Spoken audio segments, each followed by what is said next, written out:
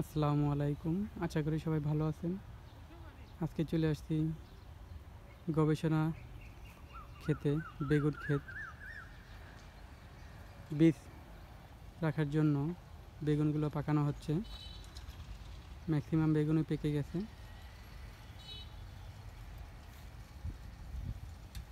এটা হলো বাড়ি বেগুন 4।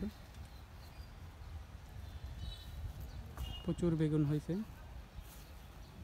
পাতায় ঢেকে আছে তাই দেখা যাচ্ছে না সব।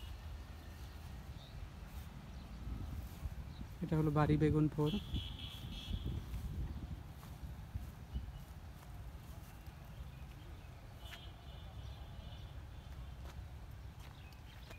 বেগুনের ভারে গাছ ভেঙে পড়ে যাচ্ছে।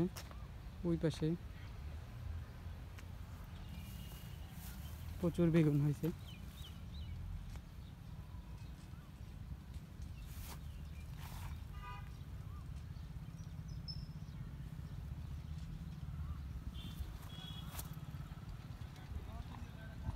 সবাইকে অনেক অনেক ধন্যবাদ।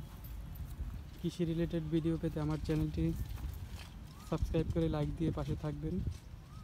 আল্লাহ হাফেজ।